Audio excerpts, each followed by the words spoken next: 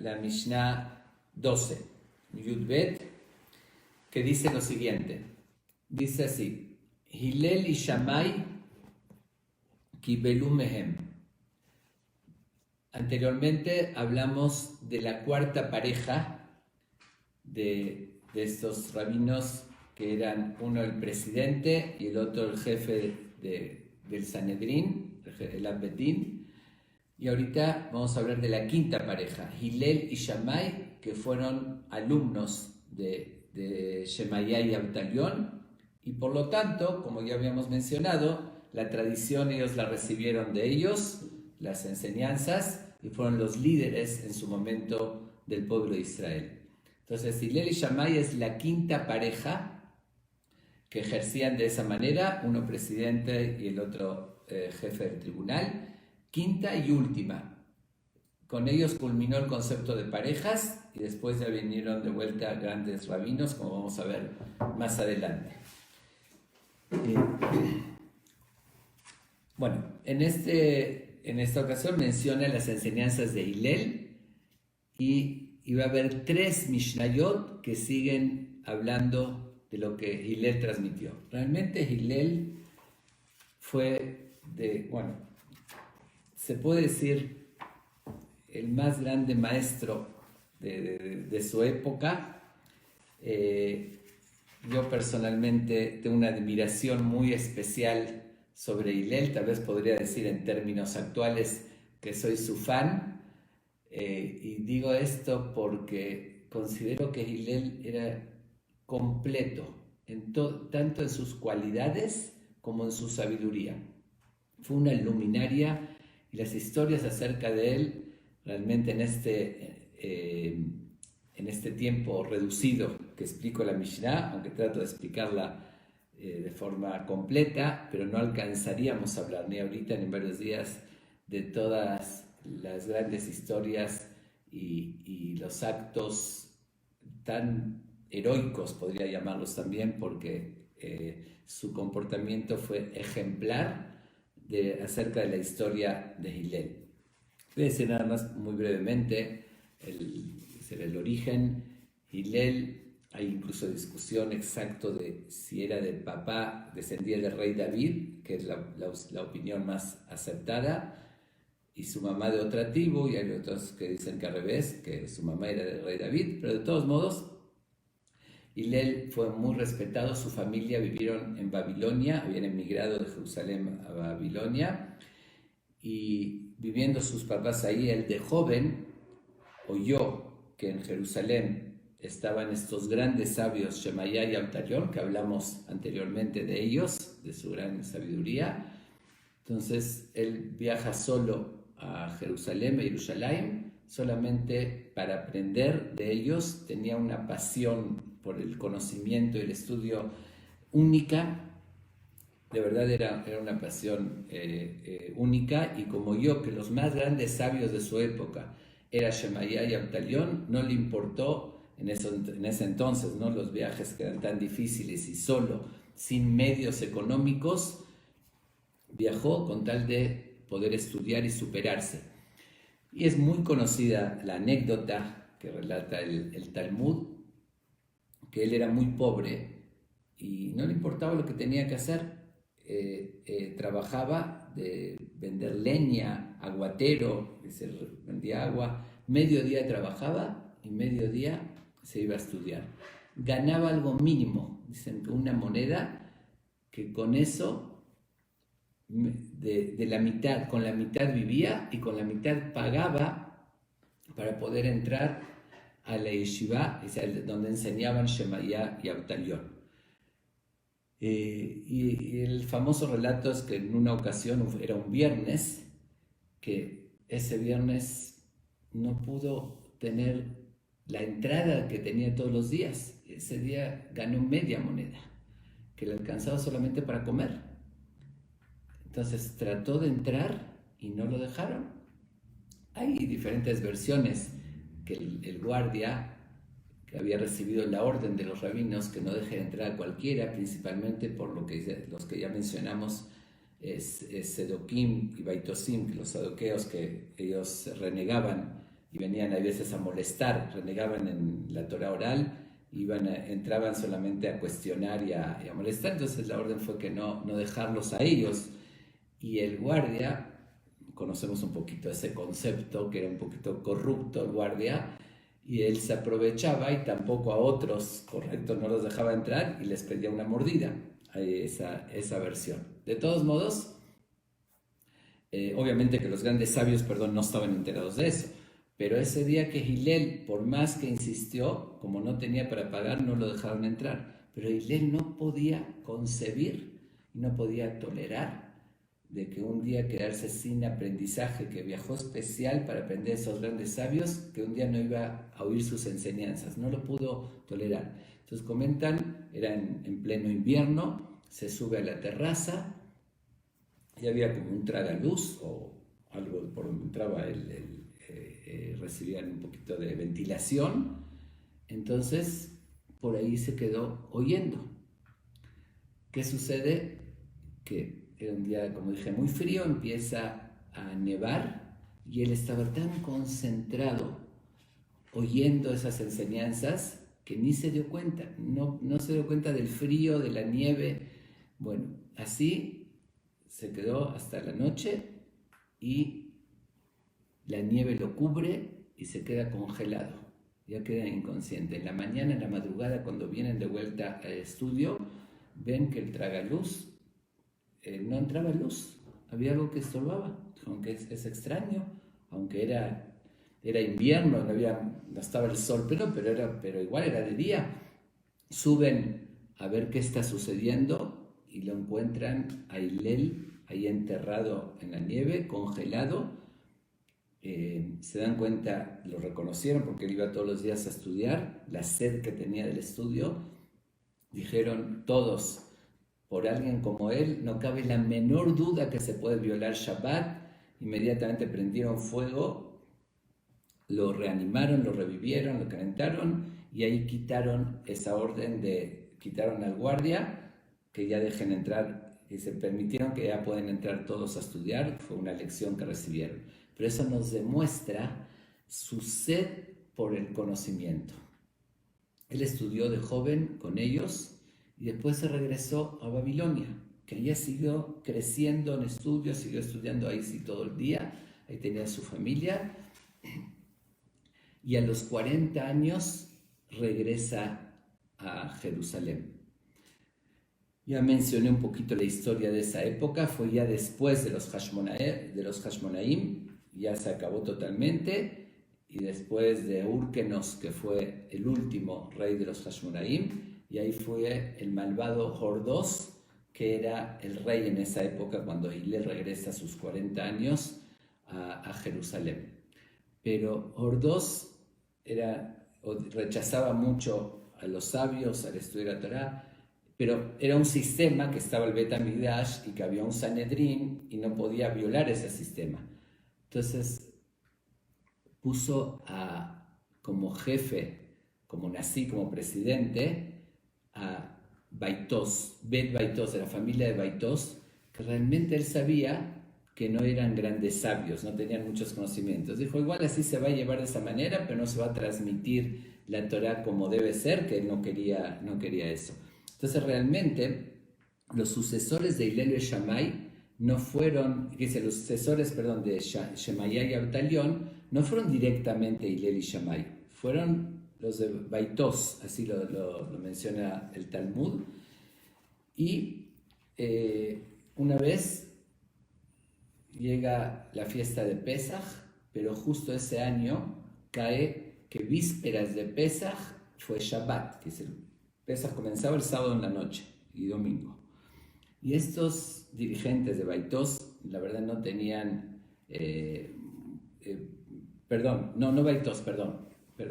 Beterá, los hijos de Bene Beterá, me equivoqué con los Baitosias, los Beterá no tenían un conocimiento profundo como el caso de Hillel.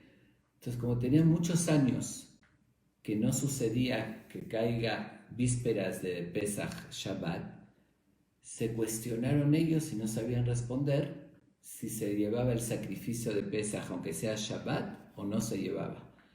Si se permitía violar Shabbat por el sacrificio de Pesaj o no. Ellos eran los dirigentes, no sabían y nadie sabía responder. Todo el pueblo de Israel a la expectativa, esperando que se les den las indicaciones.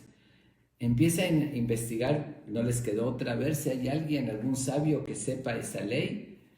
Y no, le dicen, bueno, está el gran sabio Hillel, que llegó de Babilonia.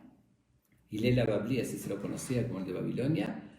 Y vamos a llamarlo porque él es muy sabio. Lo llaman a Hillel y él empieza a dar todos los argumentos muy profundos para demostrar que sí se podía llevar el sacrificio en Shabbat, pero los hijos de Beterá, esos dirigentes, como que trataban de rechazarlo. Puede ser que por su orgullo también, que llegó alguien de afuera y sabía más que ellos. Pero cuando vio Hillel que no le aceptaban sus argumentos, aunque eran muy convincentes, les dice, todo esto que estoy diciendo lo recibí de Shemaiah y Abtalión, que nadie cuestionaba su autoridad. Cuando ellos oyeron así, que esa enseñanza viene de Shemaiah y Abtalión, tuvieron que aceptar y propagaron en el pueblo de Israel que se hacía el sacrificio. Pero viendo la sabiduría de Hillel que se puso en evidencia, no les quedó alternativa más que renunciar y pedirle a Hillel que tome ese puesto que de verdad lo merecía. Él de verdad tenía el conocimiento y la sabiduría, más ellos, que lo puso el rey Ordós, no tenían esos conocimientos, y ahí es cuando fue nombrado Hillel como presidente de ese título de los Jamim, y el que tenía, el dirigente, el que tenía la última palabra. Realmente, cuando fue nombrado él como Nasí, el rey Ordós también, y se había nombrado a otro Jajam que se llamaba Menahem, como su pareja, que dice, después de Shammai, era Hillel y Menahem, no era Shammai. Sin embargo, ese Menahem, que tampoco tenía el nivel como Hillel y demás, llegó un momento y rechaza su puesto y se aleja y se va por conveniencia con el rey Ordós, que era muy negativo, era muy perverso, de hecho, malvado, y deja el puesto y se aleja de la Torá, se aleja del cumplimiento de los preceptos y se va con el rey Ordós. Ahí es cuando Hillel trae a su compañero Shammai, que lo puso como jefe del Bedín, del tribunal, y él era el presidente. Bueno, eso es más o menos el contexto de cuando fue nombrado. Como dije, lo dije la vez pasada, esto alrededor de 100 años empezó, antes de la destrucción del templo, y duró un buen tiempo ese periodo, que era menos de 100 años de hecho. Bueno, la verdad es que no sé si detenerme un poquito más en contar, bueno, algunas historias de Hillel no puedo evitar de contarlas para que veamos quién era, y tal vez posteriormente, mañana y pasado, que seguimos leyendo enseñanzas de Hillel, tal vez continuemos un poquito con su historia, porque la verdad nos deja un aprendizaje único en la personalidad de Hillel. Y vuelvo a repetir que lo considero el más completo de todos, porque Hillel reunía todo: humildad, tolerancia, era paciente, era una persona amistosa, acercaba a la gente, además con una gran sabiduría, era en todo positivo. Justamente él logró, en una época tan difícil, ya lo conté en días anteriores, que era una época de divisiones, de guerras, de división en el pueblo de Israel, y estaban todavía en esa época, habían descendientes de helenistas, que los helenistas dominaron Israel y muchos judíos siguieron eso, y todavía habían helenistas, por una parte. Por otra parte, estaban los ya tan mencionados saduqueos y baitoseos, seduquim, que renegaban en la Torah oral, y uno estaba contra el otro, y después estaban los que sí seguían estrictamente, y eran pleitos y divisiones, y el rey el rey Herodes, que, que era tan, en cierto modo, antisemita, aunque él era supuestamente de esclavos y converso. Entonces era, como lo dije, caótico, y justamente alguien con esa sabiduría y con esas cualidades como Hillel pudo conciliar y pudo llevarla por la paz y ser líder en un momento tan difícil de tanta división. Tal vez otro no lo hubiese logrado porque siempre unos se oponían a otros, y como él era amable, era tolerante, no le importaba cada uno, aunque era el bueno y el malo y el alejado, a todos los atraía, les sonreía y los atraía, trataba de convencerlos para traer a la religión. Por eso él logró en esa época tan convulsionada igual ser el líder y estudiar y transmitir la mayoría de las enseñanzas. De hecho, hoy en día la base del Talmud fue la época de la Mishnah, que fue lo que la esencia del Talmud, porque la Gemara, que es la mayoría del Talmud que conocemos, viene a explicar la Mishnah. Y la mayoría de la Mishnah está basada en las discusiones que tuvieron la escuela de Hillel, su escuela, con las escuelas de Shammai.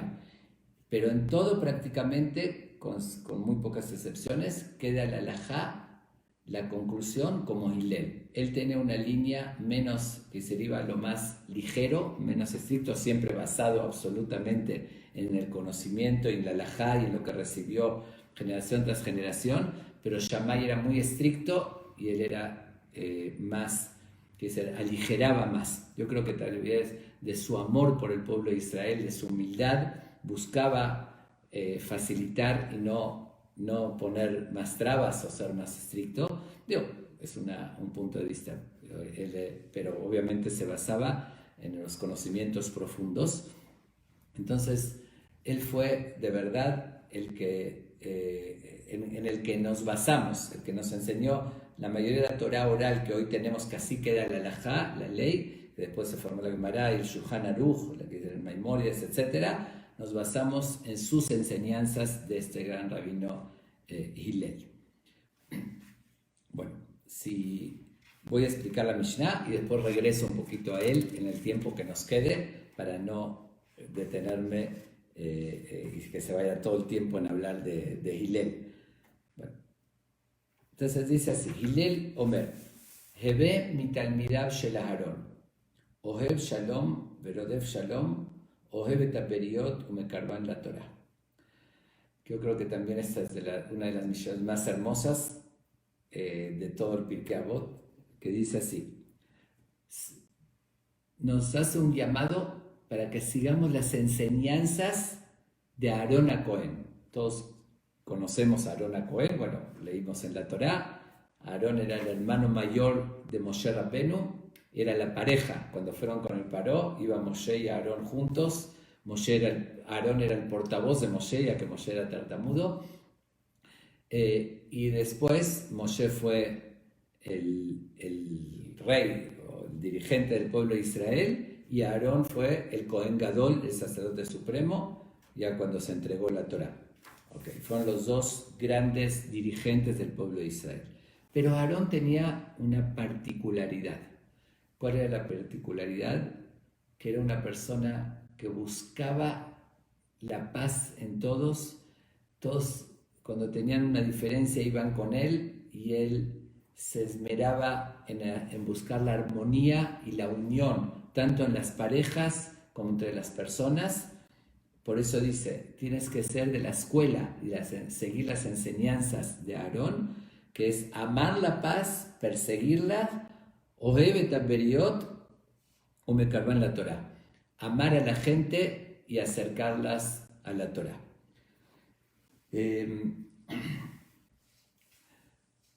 Preguntan aquí los Jamín, ¿por qué nos tienen que enseñar justamente Hillel diciendo que seamos alumnos de Aarón? ¿Por qué no dice directamente el pasuk de Teilim, que lo dijo el rey David? Bakesh Shalom Verotfeu. Busca la paz y persíguela. Dice, sin necesidad de decir que seamos de los alumnos de Aarón, puede decir directamente la enseñanza directa. Y Lel Omer, Oev Shalom, Veroth Shalom, uno tiene que perseguir, amar la paz y perseguirla, o Bakesh Shalom, como dijo el rey David, al Teilim. Aquí nos viene a enseñar algo muy importante. Si diría solamente buscar la paz y perseguirla, uno diría, bueno, ok, busco la paz cuando tengo un problema. Bakesh Shalom es buscar la paz. Tengo me llega un pleito y en vez de seguir el pleito, fomentarlo, evito el pleito y busco la paz. Okay. Pero aquí dice otra cosa. Seguir las enseñanzas de Aarón, que iba más allá de evitar un pleito y buscar la paz. Amaba la paz y él buscaba cómo resolver problemas. Es famosa lo que dice el Midrash, a cómo se dedicaba Aarón, que si veía que dos personas se pelearon y ya no se hablaban, iba con uno y le decía, oye, hablé con tu amigo, él está muy apenado, te quiere pedir perdón, pero no se anima, le falta el valor, sabe que se equivocó y quiere acercarte a ti, quiere ser tu amigo. Y bueno, el otro se empezaba a sentir así apenado, decir, uy, no me imaginé, yo pensé que él me guardaba rencor y me odiaba. Después iba con el otro y le decía exactamente lo mismo.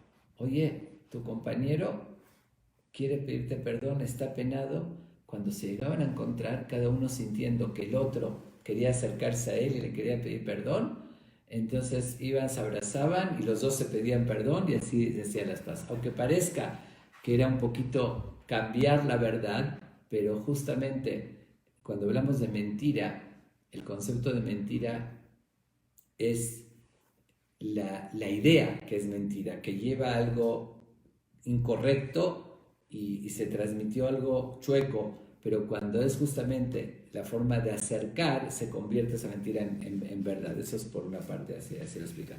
Pero además de eso, dice, Aarón se acercaba a cualquier persona, al más alejado, al más distante de la Torah, que lo llamaríamos Rasha, un malvado y un alejado, igual a Aarón se le acercaba, le daba una palmada, le sonreía, y así los acercaba, porque esa persona al contrario se sentía que el gran dirigente Aarón, él no me está viendo mal, aunque yo cometí todos los errores y pecados, igual él me aprecia y me quiere. Por ese mismo cariño, por esa misma amistad, esa persona le daba pena y se iba acercando a la Torah, y más cuando le decía palabras bonitas. Lamentablemente hoy como que se perdió mucho esa escuela. Si actuaríamos todos de esa manera, si en el mundo seguiríamos esos caminos, en vez de tantos pleitos y divisiones, y decir yo soy de otro estatus, yo soy así, el otro es menos porque no cuida como yo, en vez de eso, al contrario, actuar como Aarón y sonreír a la persona, atraerlos, son todos del pueblo de Israel, demostrar ese cariño, hoy estaríamos diferentes. Muchísima más gente estaría mucho más cercana a los valores de la Torah. Lamentablemente no tenemos presente esta gran enseñanza de este gran sabio Hillel, que como les dije considero que fue de las personas más ilustres de la historia, y por eso nos dice con esa palabra, Ebe mi talmidav shel Aarón, sé de los alumnos de Aarón, Ohev Shalom verodev Shalom. No solamente que busca la paz, la tienes que amar, tienes que entender que eso nos da, cuando hay armonía, nos da paz interna, nos cambia la calidad de vida. No hay algo más destructivo en la persona que cuando hay divisiones y cuando hay pleitos, quita el sueño, destruye a la persona, ¿no? Incluso hay estudios comprobados que una cosa lleva a la otra. Cuando hay pleitos, cuando uno está con quien sea que no está en paz, eso le trae amargura, y incluso si uno puede llegar a tener una enfermedad, eso la empeora. y levantar, tener paz interna, estar con tranquilidad, lleva a la persona a tener a mejor salud incluso, afecta también en el estado físico, principalmente, muchas cosas que afectan, ¿no? Ser negativos, etcétera, pero principalmente cuando una persona no está en paz con la gente que lo rodea, está en pleitos, aunque tenga razón y diga él me hizo y yo tengo razón, por eso me estoy peleando y por eso no lo saludo, pero eso lo destruye por dentro y le causa muchos males como consecuencia de eso. Bueno, vemos en la Torá que se le da extrema importancia a la paz y la armonía. Hoy justamente recordamos, como dije, es Yom HaZikaron de los caídos en la guerra de Israel, que bueno, desde en el mundo se habría más conciencia de la paz y que se evitarían las guerras con tantas repercusiones tan negativas que no existe ganador, siempre hay, uno pierde más, uno pierde menos. Hasta en nuestro pueblo, si habría más unión, Israel sería invencible, si no estaría tan dividida. Yo considero siempre que el peor enemigo no son los externos, sino son los internos, que es la división nuestra. Y como dije, en todos los aspectos, nada más cumpliendo esta Mishnah que nos enseña Hillel, si aplicamos amar la paz, no es solamente hacerla, amarla, buscarla, perseguirla, es decir, como Aarón, si el otro tiene un pleito, voy y busco conciliarlos, y eso es perseguir. Ohebeta period, amar a la gente, que una cosa tiene que ver con la otra. Si hay amor, no voy a evitar el pleito. Y después umekarban la Torá y acercarlos a la Torá. ¿Qué significa? ¿Qué tiene que ver? Amar con acercarlos a la Torá son dos conceptos aparentemente totalmente diferentes. No, justamente si hay un amor verdadero hacia los demás, entonces me preocupo por su bienestar cuando amo al otro. Y así como todos entendemos que si yo veo a alguien, un ejemplo, que quiero mucho, y veo que su hijo sin que se entere el papá, está inyectándose heroína, es algo muy peligroso, que es una droga que sé que lo va a matar al final. Si lo quiero y quiero a la familia, me voy a preocupar por ayudarlo, hablar con él, buscar una solución, advertirle, cuidado, porque sé que eso le va a hacer daño. Y lo mismo económicamente.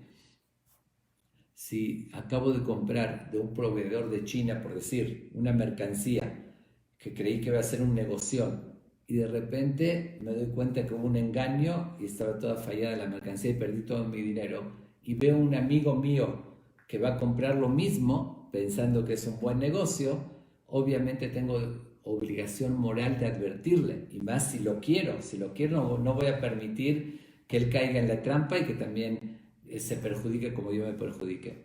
De la misma manera como eso está claro y lo entendemos, también en su superación espiritual. Si yo veo a uno que está yendo en el mal camino, que se va a perjudicar para toda la eternidad y lo quiero, entonces me preocupo por él, de orientarlo, de guiarlo, de darle un buen consejo. No, estás mal, ven a ver lo que es la luz, ven a ver lo que son los valores verdaderos. Por eso dice, Ohebeta period, amaba a la gente y umekarban la Torah y las acercaba a la Torah. Pero eso, ¿cómo se logra? Siendo alumno de Aarón, siguiendo ese camino, de la forma bonita, con una sonrisa, con una palabra bonita, motivando, atrayendo y no alejando y no rechazando. Esa es la enseñanza principal de Hillel. Ahora, por otra parte, todos sabemos lo que representa para nosotros el valor del shalom, de la paz. Tampoco terminaría de citar todas las fuentes que hay en la Torá. Bueno, primero quiero agregar también que cuando dice Ohebeta period umekarban la Torah, amaba a las criaturas y las acercaba a la Torah. No dice a las personas o a la gente de tu pueblo, usa un término beriot. Beriá son creaciones, que es los seres humanos que somos las criaturas de Dios. ¿Por qué usa ese término? Nos viene a enseñar que hay que amar a toda criatura. Todo ser humano, no importa su raza, su origen, todo ser humano está hecho a imagen y semejanza de Dios, es una criatura de Dios. Entonces dice, Hillel tenía esa visión que amaba a todo ser humano, y hay muchos relatos que justamente paganos o gentiles que se acercaron para conocer el judaísmo, y él, Shammai, los rechazó y él los atrajo porque tenía ese sentimiento. Entonces cuando dice Obed Aperiot, hace énfasis, no solamente busques la paz de tu amigo o de una persona cercana a ti, sino de todo ser humano, buscar la paz y también quererlos. Okay. Por otra parte, justamente hablando para terminar con Aarón, cuando murió Aarón, dice el pasuk, Vaikuoto kol bet Israel sheloshim yom, le lloraron y lamentaron su muerte todo el pueblo de Israel. Cuando murió Moshe, dice, Vaikuoto bet Israel sheloshim yom, lo lloraron el pueblo de Israel 30 días. Pero en Aarón dice todo el pueblo de Israel. A Moshe lo lloraron el pueblo de Israel, no todos de la misma manera, pero a Aarón, por ser tan cercano a la gente, ahí todo el pueblo de Israel íntegro les pegó muchísimo su muerte y lo lamentaron por esa cualidad que tenía. Es muy conocido también lo que está escrito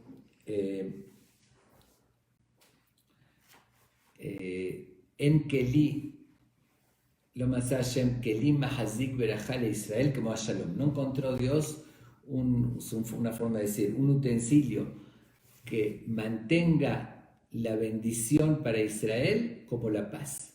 ¿Qué quiere decir un objeto? No encontró un objeto que mantenga la bendición como la paz.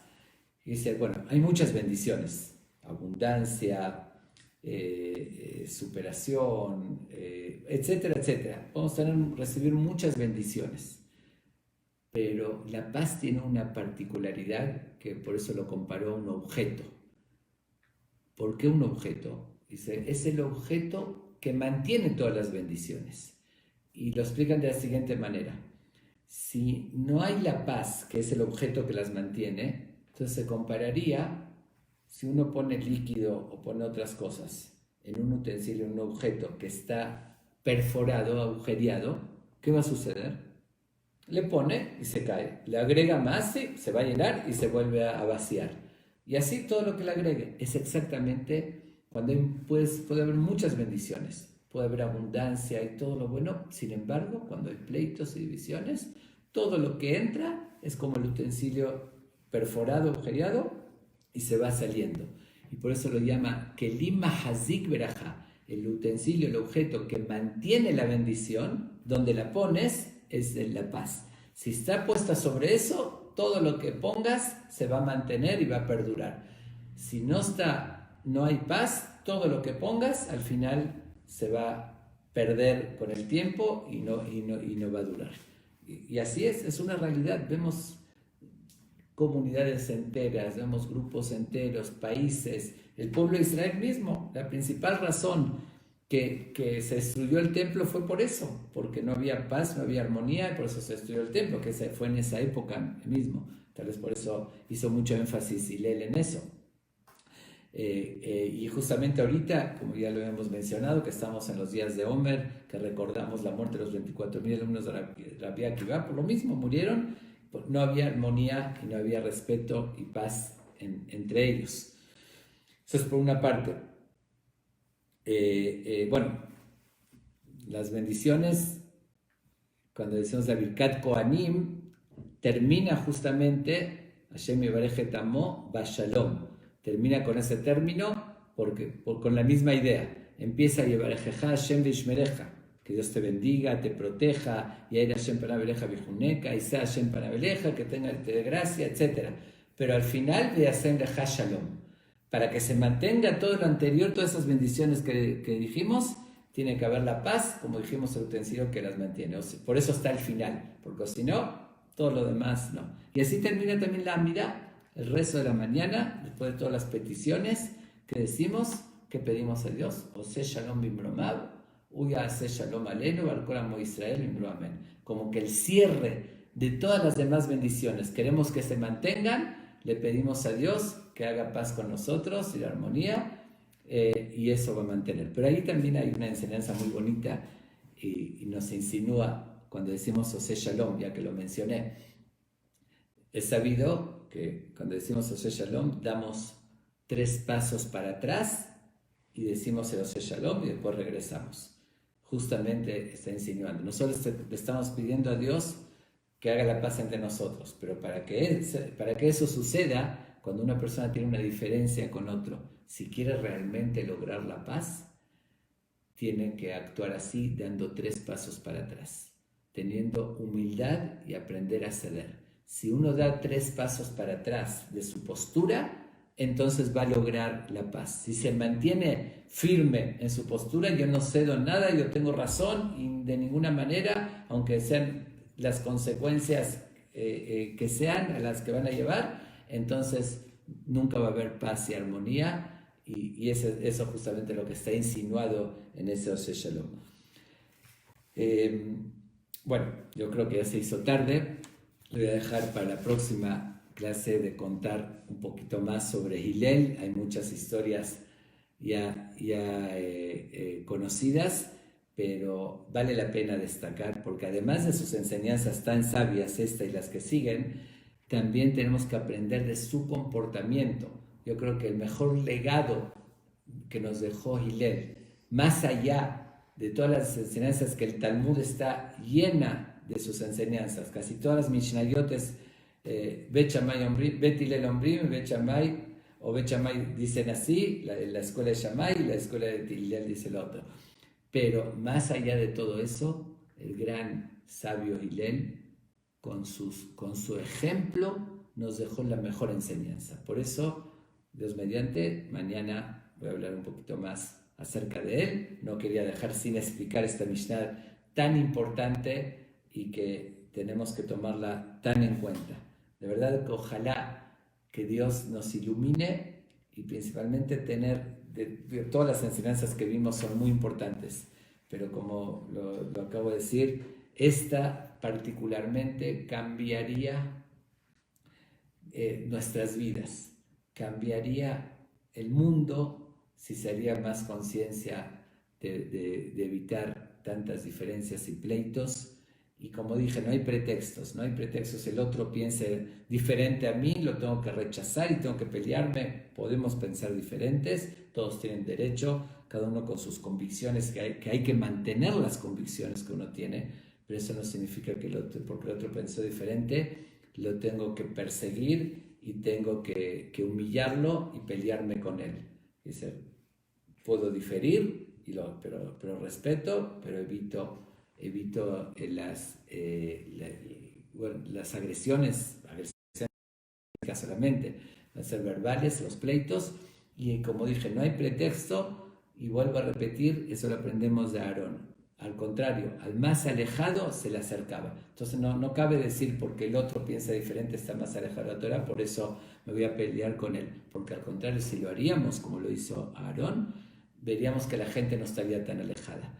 Veríamos que el mundo judío también estaría muy diferente, mucho más apegados y allegados a la Torah, a los valores, si habría esa mano tendida de acercamiento y de sonreírle al otro, de ser tolerantes, comprensivos y atraer y convencer en vez de el rechazo. Entonces, como dije, no hay pretextos ni argumentos para contradecir esta enseñanza tan importante que nos deja el Pirkei.